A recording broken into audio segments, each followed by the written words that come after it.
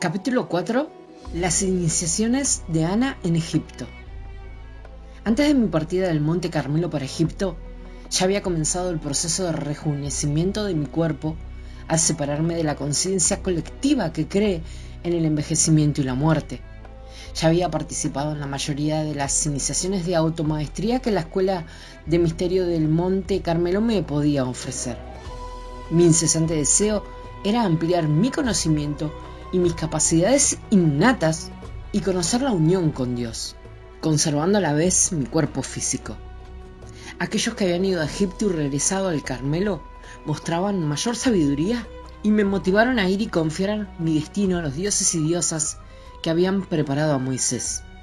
Así fue como me dispuse a viajar a pie, en carro y en camello, con varios de mis hermanos esenios, mi hija Auriana y algunos de mis descendientes. Nos unimos a una caravana de comerciantes y junto con otros inmigrantes hicimos nuestro camino por tierra hasta el delta del Nilo. Nuestro destino era On, un complejo de templos, en su mayoría en ruinas, en torno al cual muchos hebreos habían permanecido desde el Éxodo. Vivían en casas hechas de piedra de arenisca y ladrillos de barro, agrupadas en aldea. Esta zona es conocida por su nombre griego, Heliópolis. Muy poco de la antigua On todavía permanece hoy en día, ya que se encuentra enterrada debajo del aeropuerto del Cairo y engullida por la metrópolis del Cairo. Durante los siguientes 303 años de mi larga vida, viví y trabajé en la antigua ciudad subterránea de Tat, cuyos pasajes van desde la Gran Pirámide hasta el puerto marítimo, que ahora se conoce como Alejandría. También tuve acceso a una parte de los mayores pasajes laberínticos que forman parte de la red interior de la Tierra, que algunos llaman Ágata, y esta es una verdad que podría ser descubierta en tus días. Al igual que yo accedo al conocimiento de lo que ocurre en tu tiempo, tú también llegarás a conocer los eventos ocultos de mi experiencia a medida que avanzamos nuestro camino. Te invito a unirte a mí como aquel que está preparado para trabajar dentro de las bóvedas del tiempo. Con mucho gusto hago esto porque, como he dicho antes, quiero que tengas éxito en tu travesía por este mundo de ilusión y que puedas recibir las bendiciones de la verdadera visión al contemplar tu ser eterno. Mis palabras en este capítulo se refieren a términos quizás desconocidos y esotéricos. Encontrarás una breve definición de muchos de ellos en el glosario y la mayoría se ampliarán a medida que continuamos mi historia. Más que cualquier otra cosa, fueron las personas que permanecen cerca del plano terrenal a través de milenios quienes me atrajeron al antiguo Egipto. Conocidos como la Hermandad de la Luz Blanca, ellos han sostenido la antorcha de la sabiduría de Shekinah, Sofía, la Madre Divina, la inteligencia detrás de todas las cosas, que revela la cara oculta de Logos, Gnosis, la palabra de la creación. Ellos son los que recuerdan de una vida a la otra y a través de los velos de la carne, sus orígenes en la vida eterna, más allá de la atracción gravitacional de la Tierra. Ellos fueron mis maestros, quienes cultivaron mi alma y despertaron mi mente para recordar la ley del uno. Los maestros ascendidos, el poderoso Tot y su consorte Seyat, encarnados en forma, fueron mis maestros más venerados. Serapis Bey, de rostro resplandeciente, era como un diamante de pureza y poder. También había otros hombres y mujeres en sus cuerpos de luz radiante que habían dominado el plano físico, seres antiguos cuyos nombres no importan, algunos grabados en la historia y muchos otros que escogieron el anonimato. Con ellos me relacionaba día y noche. Luego estaban mis hermanos y hermanas espiritualmente empobrecidos que caminaban como si estuvieran dormidos en las arenas superficiales. Los humildes que cultivaban la tierra también fueron mis maestros. Con ellos me relacionaba ocasionalmente. Cuando llegué a Egipto, impulsada por mi alma y la hermandad de la luz, era una anciana sabia, pero sin experiencia sexual en mi encarnación actual. Concentrando mis energías, pasé por los rigores de mucho entrenamiento y disciplina que me prepararon para moverme libremente a través de los pasajes laberínticos de nuestra ciudad subterránea. Podía pasar como un ladrón en la noche a través de los templos exteriores de la ciudad de On y la meseta circundante sin ser vista por aquellos que podrían tomarme como rehén. Así fue como aprendí a vivir y trabajar en un mundo secreto, oculto a los ojos de aquellos que se burlarían y arrojarían a las tinieblas las verdades sagradas del Dios único. El conocimiento de las contraseñas, firmas de frecuencia, apretones de manos secretos, símbolos y emblemas eran obligados para desplazarse libremente dentro de este mundo recluido. Estos signos ocultos procedían de una época tan antigua que la mayoría había olvidado sus orígenes reales. Pude acceder a ese conocimiento a causa de mi linaje y debido a mi intenso deseo de conocer, comprender y practicar la sabiduría esotérica. Y sobre todo, vine por el compromiso innegable dentro de mi corazón de llevar a cabo la gran obra que estaba escondida por mi mente, pero que sentía como una fuente de agua viva que sostenía mi alma. Una vez que me adapté a esta nueva forma de vida, trabajaba de día y de noche, con reducida necesidad de dormir o de luz del sol. Dentro de las bóvedas ocultas donde trabajaba, habían preciados rollos de papiro y pergamino, y tablas de metal y piedra. Algunas de las tablas eran de oro, cobre, bronce y electro. Otras eran de elementos desconocidos que al parecer habían sido traídas a la tierra por gente de las estrellas. Esos tesoros de sabiduría eran lo que más me intrigaban y agitaban mi alma. Iba en busca de las enseñanzas de sabiduría, como si fueran pájaros fugaces, mariposas y arcoíris. Estas obras sumamente antiguas tenían una atracción magnética, grabadas por manos desconocidas, pero a su vez conocidas, que me atraían irresistiblemente a Egipto y a sus bibliotecas ocultas bajo velos de piedra. El foco de mi atención estaba en la traducción de los registros de las estrellas y de los pueblos más antiguos de la tierra a la lengua egipcia, griega, hebrea y aramea. Estos escribas tenían la tarea de plasmar otros idiomas, como el sánscrito y el sumerio, en papiros, pergaminos, piedras de arcillas y tablillas y rollos de delgado metal. Nuestros registros se conservaban en bóvedas de archivos. La mayor parte de mi trabajo se grababa cuidadosamente con una aguja en láminas de arcilla húmeda antes de ser llevado a un consejo de sabios, quienes luego llegaban a un consenso respecto a la exactitud de mi traducción. Cuando todos estaban de acuerdo, yo entonces transfería las letras y patrones de jeroglíficos a documentos de papel más frágil, pero más transportable. Muchos trabajadores fueron empleados en la fabricación de papiro a partir de las plantas de loto que crecían a lo largo del Nilo. Después de tejer las fibras secas y prensadas, formando largas hojas, un miembro de nuestra hermandad cuidadosamente apilaba los papiros en un rincón de mi celda en los dormitorios de los escribas. Aquí, debajo de la arena del desierto, hice copias de los registros que se ocultaban a los profanos para poder llevarlos al Monte Carmelo, la escuela de misterio de los esenios. Había luz suficiente para ver, suministrada por lámparas de aceites y piedras brillantes que eran ungidas por sacerdotes y sacerdotisas atlantes que sabían hacer bajo la luz del dios Sol Ra. Estos fueron mis maestros, quienes aún conservaban los secretos de la luz, el sonido y el color. A través del uso del pensamiento concentrado y frecuencias de sonido, dirigían el ojo interior al propósito de su enfoque. Con sus manos cargadas de energía, utilizaban varas y báculos amplificadores como extensiones de su mente y cuerpos para tallar y levantar piedras pesadas hasta su lugar perfecto. De esta manera se crearon los antiguos monumentos como la Esfinge y la Gran Pirámide que los arqueólogos atribuyen a la mano de obra esclava. Sin embargo, después de que muchos de los poderes telequinéticos se perdieron, en verdad se utilizaron muchos esclavos para construir palacios, tumbas y templos de faraones. Había suficiente aire en mi habitación subterránea, suministrado y distribuido a través de los conductos ingeniosamente embutados en piedra, desde portales en la superficie hasta vastas cavernas subterráneas. En nuestras iniciaciones recordábamos cómo respirar de manera que pudiéramos acceder a la fuerza de Dios que impregna toda la creación, y así no depender solo del oxígeno para mantener nuestro ser.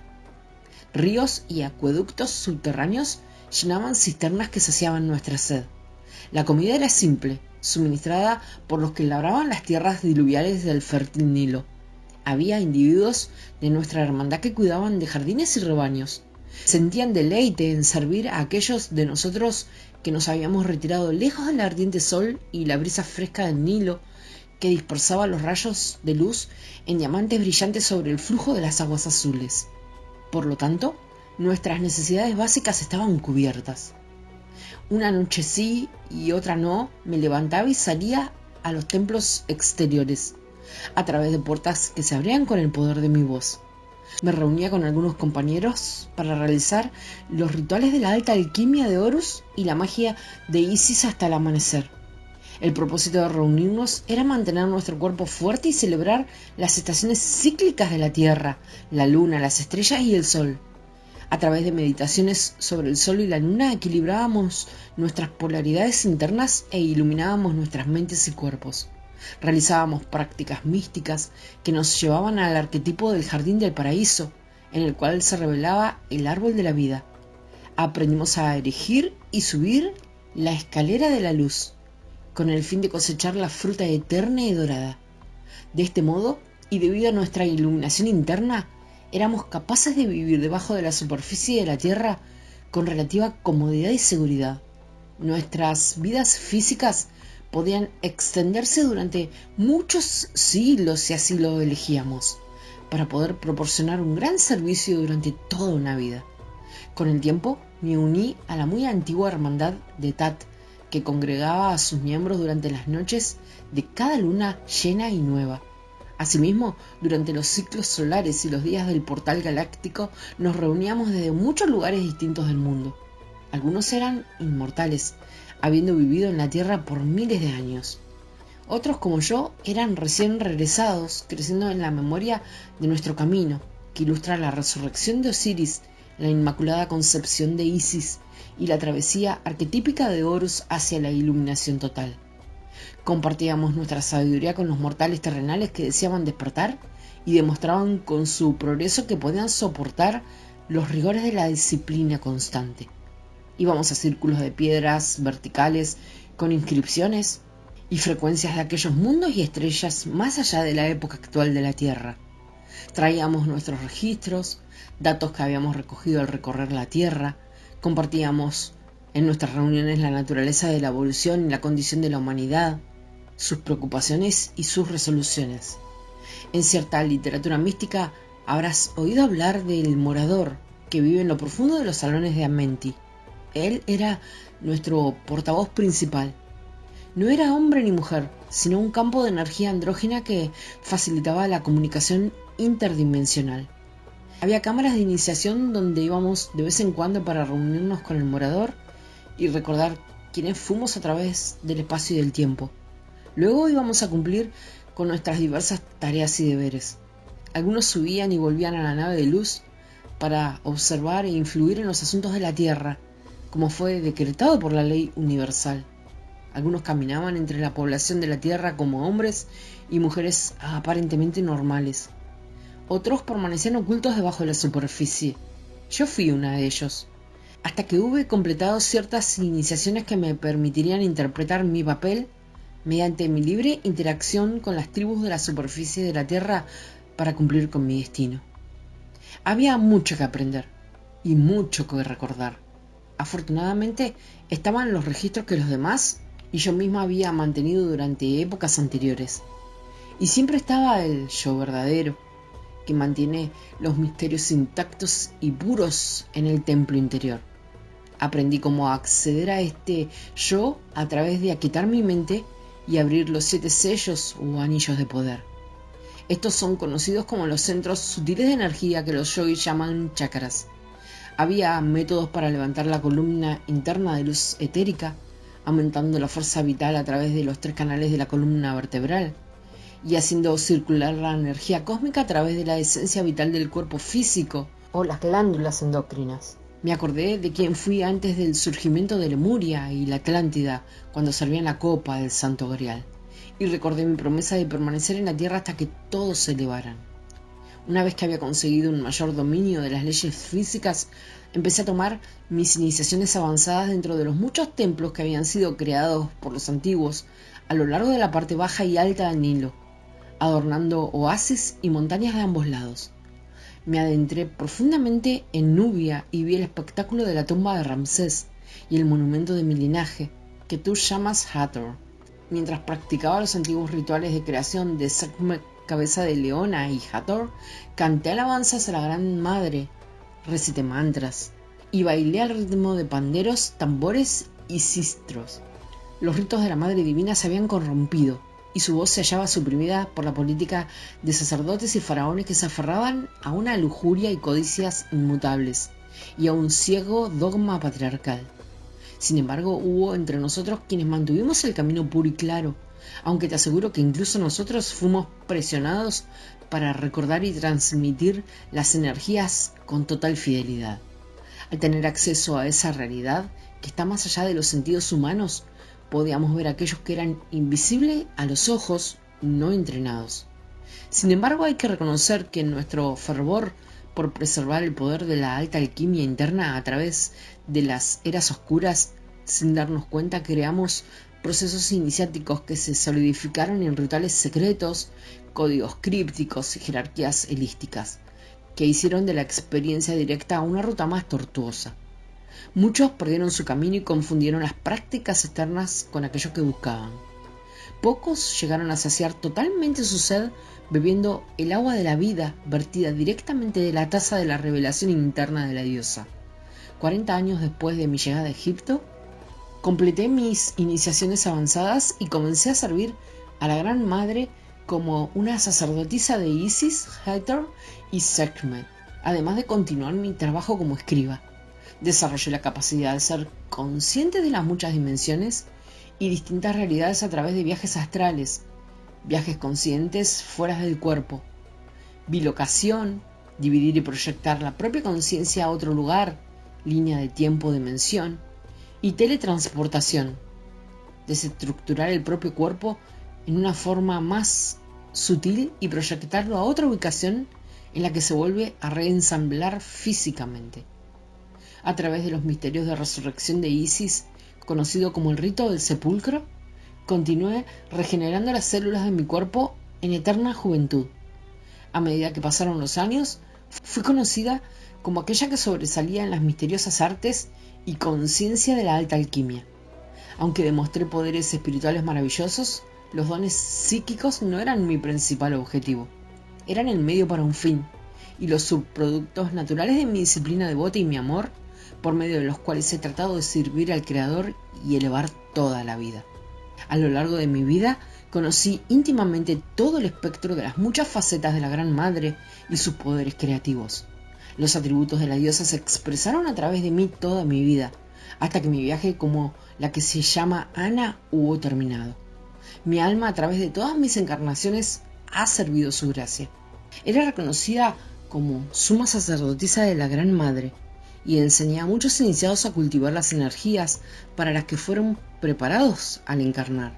Evalué su aprendizaje y su capacidad de mantener los patrones de luz de alta frecuencia coherentes dentro de sus cuerpos, mentes y vidas. Era, por así decirlo, una consejera psicoespiritual. Con el tiempo, mi trabajo derivó en ayudar a los iniciados a prepararse para la resurrección del sepulcro, en la que superaban la ilusión de la muerte.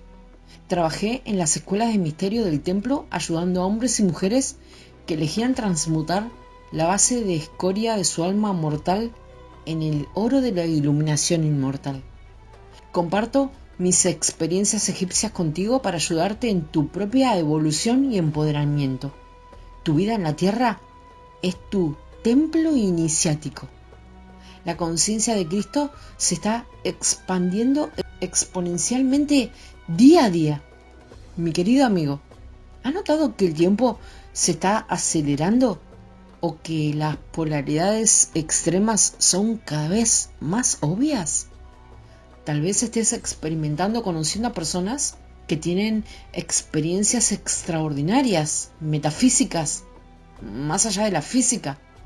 ¿Has visto en los medios de comunicación cómo la ciencia está validando reinos de la conciencia que hace pocos años no se consideraban posibles o siquiera relevantes?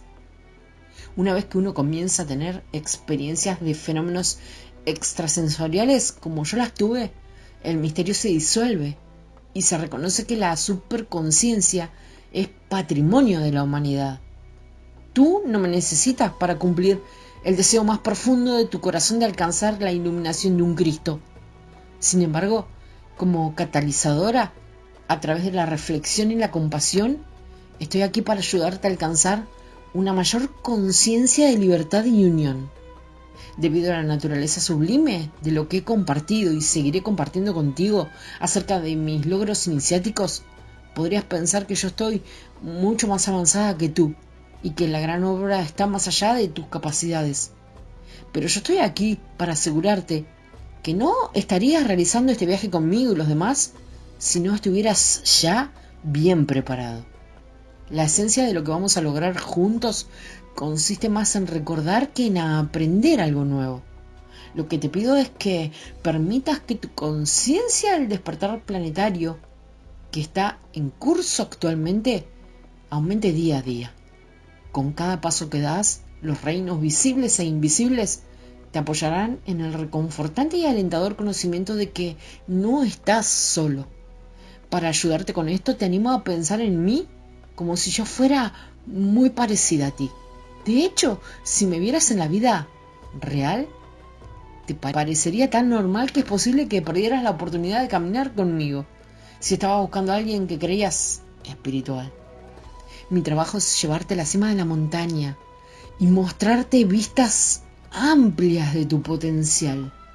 Cuando bajamos de la montaña espiritual y entramos en el valle de la cotidianidad y la aplicación personal, es cuando comienza nuestra verdadera aventura.